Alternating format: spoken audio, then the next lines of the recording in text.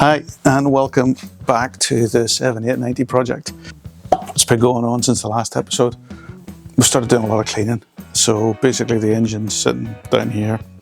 We've been cleaning it, trying to just get it looking right, checking everything. I've done a bore scope, so I've had a look at the valves, I've had a look at the top of the pistons in both cylinders. We've taken off the inlet, the throttle bodies, had a look at those, noticed the differences of them. The engine's looking really clean.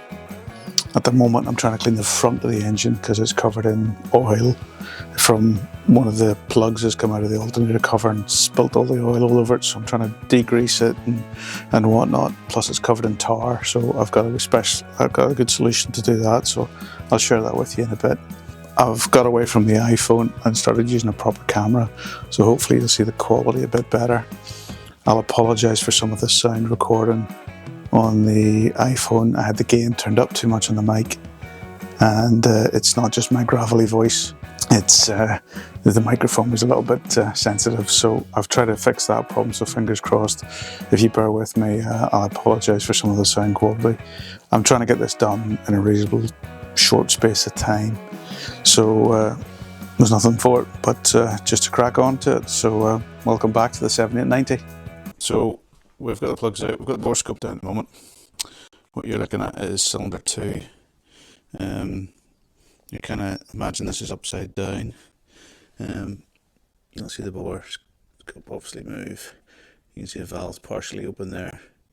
Everything looks pretty clean. There's some good hatch in there on the side of the cylinder. So I'm pretty happy with that one. So if I flip the camera around, remember how to do it. Is it that one? No. There we go. So here's the bottom of the cylinder.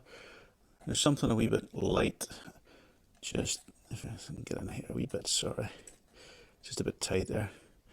You can see around the edges there's a bit of thing, but overall I don't know if that's, I think it's just the colour of the LED light on it in there, but it's not, it looks complete, that's the main thing, which is a bonus considering my last one. Okay, sorry about that fiddling about there, I was just trying to get it into my hole, excuse the pun. Okay, we'll squeeze in here, you'll see a similar colour again, you can see around the edges there, it looks like there's looks kind of okay from what I can see there. Nothing too drastic. Let's flip her around again. Look at the valves. There's a wee bit of dirt around the top. That just looks like carbon. All the cross hatching looks okay. Valves again look okay. Nothing too drastic there. Doesn't seem to be too much build up. It's hard to see with this, but it just gives you an idea. I'm trying to twist this thing around. Excuse the cable in the way. Get that cable out of the way. Yeah, so all in all, pretty pleased with what that looks like. I'm confident that the leak test wouldn't show anything. It looks nothing. There's nothing too radical there. It looks fairly normal to me, in my humble opinion. So there you go. So that's the Amazon special endoscope. In case you're wondering, this thing was about 35 quid or something on Amazon. Pretty good tool to have. I've never had one before. Worthwhile investment, so I can stick it down a few tubes and see what's in the other end. Hey. Okay folks, just taking the throttle bodies off. I just thought you might like to see the back of the engine. You can actually see down the ports. It all looks spanking new. I think I'm being a very lucky boy here, getting a good engine, low miles. So that's that. There's a sensor here. I'm not quite sure what that is. It's between the two intake tracks, so I'll need to do a bit of research to find out what that plug is. I'm expecting it's some sort of, I don't know what that would be. Knock sensor maybe? I don't know. I need to look into it. I don't recognise it off my old engine. In fact, I'll just go and have a look and see if it's on my old engine. There's no sensor in here. So that's completely blank. So that's some of the differences that I'm starting to notice now about certain things. I'm sure it's not going to be anything too major to it. Just one for maybe KTM Sean to tell me what he did with it. I don't know if there's a hole there. Maybe just a case of taking it up and tucking it away somewhere. But that is probably a knock sensor, so that looks like it's. As I said, it's probably one for KTM Sean to tell me what he did with his, or maybe his didn't have one. I don't know. Maybe his was a 20, 890. I don't know the exact differences, but I do remember there being a knock sensor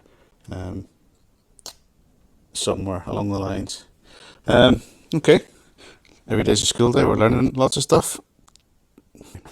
So I've just taken the throttle bodies off. You can see it's absolutely.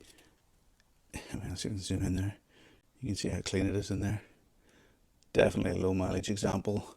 Obviously we've had the plugs out. We've had a bit of a bore scope.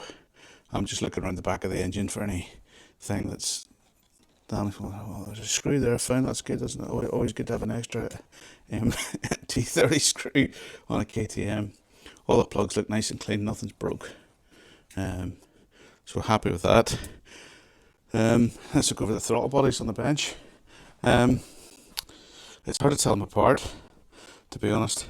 Main difference is this is clean. You can see how clean that is compared to 30,000 miles. If you're interested, there's a reference number. It'll probably not focus, but just there's a reference number which is identical to that one. So I believe the throttle bodies themselves are actually identical, 46mm. So I believe the trick is just fit that one straight onto that engine and it'll fire up. So we're here.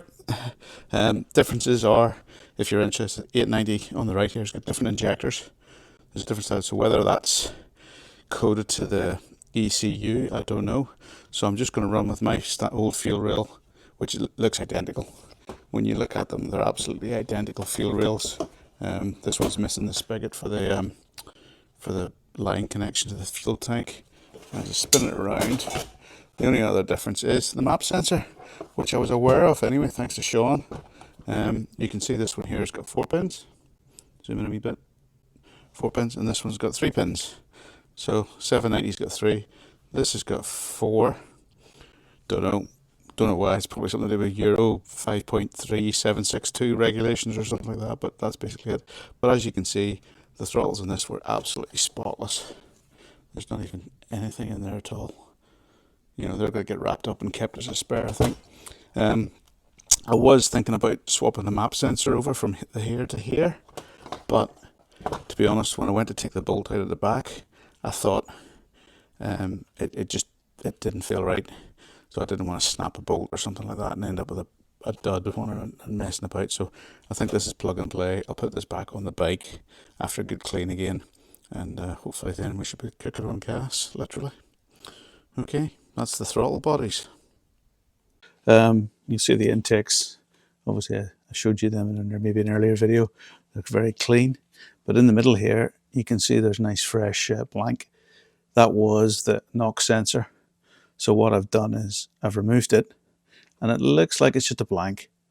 But the knock sensor on the 890s there, the 790, I don't know if it's actually got one. I thought they were built into the coils, but I've yet to confirm that or not. But I'll take it out. I'll put a bolt in it just to keep it clear, and fingers crossed that should be it. So this is where our little tool comes in. I use this. It's a Tasker. It's just basically a bolt checker. I don't know what the actual name of it is, but obviously that's the bolt that came out of the knock sensor. And the knock sensor is basically just mounts on the edge of the engine, and it just feels vibrations basically. If it feels a knock, it knows there's something going on. Tells the ECU. So obviously this tool here, that's an M8. That's fine. So I need something M8 about that length and thread to go into that hole. So that length and thread is, you can work it out here as well. Well, let's get to the edge. It's about, I would say that's 10 mil. So little box of tricks. Ta-da! One of these is going to be an M8. So just a little Allen head M8. And how long is that thread? Oh, it's about 2 centimeters. Oh dear. Let's see if there's anything smaller. Don't think there is in there, but we'll give that a try and see if it works. Okay, I think I found a solution. Focus. That is a exhaust stud washer or spacer, I think it's described as in the parts catalog, and it just saved me having to cut a bolt. So I just give it a polish up, threw some copper grease on it. It's obviously used to being at the exhaust side of the engine, so this is the cooler side technically, so it should all be good. And it's stainless steel bolt, load of copper slip, good to go. So that's it fitted now. Just tidies it up really. There's a bit of dirt in there I need to get out, but there's loads more dirt on this engine. As you can see, there's everything just needs a good wipe. It'll all be clean soon. Get the old GT85 on it. Another thing I've got to do is take the gear actuator lever off the shift shaft, off the old engine, and there's a few other bits and bobs that I need to do, but there's a lot of tar in around the engine, so I'll get on with cleaning that. That's the amount. I had to loosen that just to get in at that knock sensor, but I'll just get cracking on here and update you in a minute. Okay, back again. Engine's on its side just to get sort of try and get the underside of it clean. There's quite a bit of corrosion, but again, it's a salvaged engine. I can't really complain as long as the insides are fine. You can see here, whoops, focus. You can see here, there's quite a bit of corrosion around the front. I would say that's probably down to just the fact that it's maybe been sitting lying. I mean, the anodizing on these looks all right, so it just goes to show you that, you know, keep your bike clean, guys. Even though it's probably been lying on a scrappy for a while. I did have to hoover out a bit around by the starter. There was a lot of glass actually in there, so oops. It's obviously had a bit of a smash, and I'm just looking at obviously things like engine mounts and stuff are all okay. I chased these yesterday with an M10 tap, so they're all, you know, you can tighten them up with your finger basically, and working out which bolts go where. So that's the correct bolts in those mounts. For anybody that's interested, probably not. The oil cooler on the 890 is a lot bigger. It's probably about another 20% bigger than the 790. I don't have it to hand right now, but if you do look at it, you can see the difference. I'm just looking along this line here. Apparently, all the oil that came out of it came out of the this is the crank position sensor exit. So a wee bit of RTV in there. Excuse me, still a bit of my finger, just to seal that back up again. I put a new gasket on the alternator cover as well.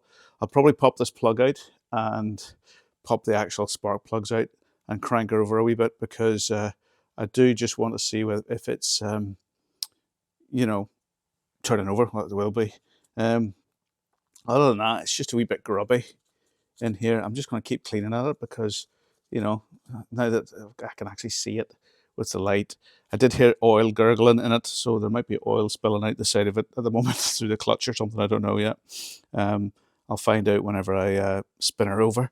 But yeah, so that's one job done there. So that's back in. That means we can now fill her with oil if we need to. Just to note, the sprocket size on the Duke R, well, this one has a 16 tooth. I think that's standard. That's the same as the Adventure. I dropped down to a 15 tooth on my old engine, just to give us a bit more torque in the climbs. But with this, with a heavier crankshaft, I think it might not be needed, but we'll see. We'll see how we get on.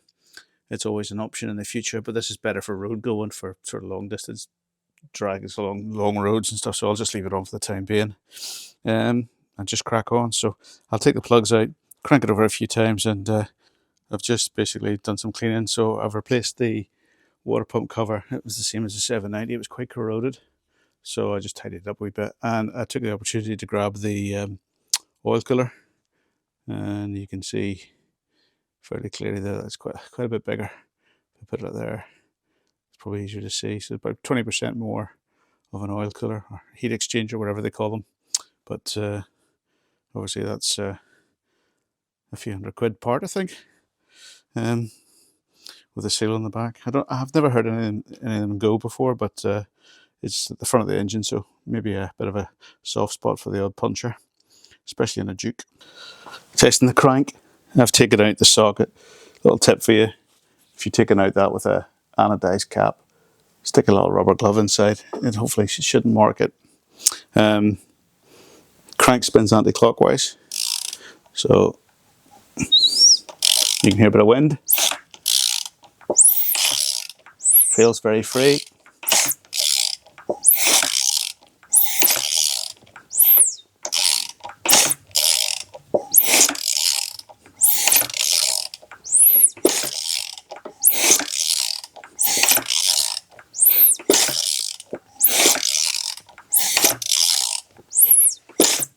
Happy with that. Okay, so what we've done tonight is we've had the bore scope out. We've looked inside the cylinders. We've seen spark plugs out, bore scope in. Seen the top of the pistons. We've seen the bottom of the valves. Everything looks kind of okay. I don't really know. It doesn't look like anything too bad in there. We've also spun the crank around. There's a bit of wind coming at the top, which is a good sign. It feels free, no problem there. The gasket on the alternator cover was changed. Took the opportunity to obviously fix the crank position sensor wire. Obviously, I think that's been tugged, so that could be a point of failure whenever we come to start it. We'll find out when we plug it in and get it in the ECU to see if there's any codes. See if there's maybe not a reading, but the wires looked okay. They weren't broken on the exterior of them, but they did look a little bit kinked, so they may have been pulled during the accident. So hopefully that'll do okay. What we've also done is we've chased out the threads and the engine mounts on the two top mounts on the engine case. They've both chased out with an M10 tap, just to get them to feel nice and free, just to get rid of any Loctite in them and stuff, so it makes it nice and smooth when it goes back into the bike. What else have we done? We've tried to give it a bit of a clean. I'll keep doing that. That's what I'll be doing probably the rest of the night. I'm not going to bore you with any of that. The engine is a little bit grubby underneath, but with a bash guard and stuff on, and the fact it's going to be getting dirty again, I'm not too worried about it. But I've got a spare one technically, because I think the 790 oil pan's the exact same. So if it does come to the state where it gets too corroded, other than that, I'll just slap a load of paint on it. I did hear oil gargling in it, so I'm not going to top up the oil just now, because I'll wait till it's in the bike, and then I'll probably drain what's in there. But it might be worthwhile setting it on its side tonight, and maybe letting the oil drain to the clutch side. Might see if there's any leaks on that side, and then we can take out the oil plugs, the screens, and just see if there's anything untoward in there. But overall, I'm still pretty happy with it. There's a few more wee bits to get out. The gear selector needs to come off the old engine. I've got a magnetic Charlie nut oil cover, but that can come off at any time. And other than that, I think we're kind of just almost ready to throw her on. Oh yeah, we did look at the throttle bodies as well, some of the differences, and we blanked off the NOx sensor. Sorry for boring you guys, but it's maybe not the most exciting watch, but we're getting there. I've still got a few things to collect from the dealer that I left up there last week, so I'll hopefully get to them this next few days, and then that can continue with the build. But otherwise, I think that's it for now. If I do have any more, I'll stick them on the phone and I'll be adding them in. But yeah, all good so far. Okay guys, thanks very much. Thanks for watching. Like, subscribe, share, you know, the usual YouTube stuff. Just for your information, there is also a link in the channel profile if you go in for a WhatsApp channel. I've put a G Drive link there, which I've started throwing in some information about comparison for the Duke and the Adventure engines. If you're interested, I've just done screen grabs of things like camshafts, crank, and the bits gearing and things like that, the bits and bobs, which are the exact same, which makes me believe the units don't change bike to bike. So you're more than happy to go into the WhatsApp chat, join the community, have a chat. It's free, guys. If you're interested in asking any questions, or you want to see more photographs or other stuff, let me know. It's not maybe about the engine, about the bike as well, if you want to ask some questions. Other than that, it's just me rambling on here in my garage. Middle-aged man on YouTube. What can I say? I fit the demographic. Anyway, have a good one. I'll catch you in the next one.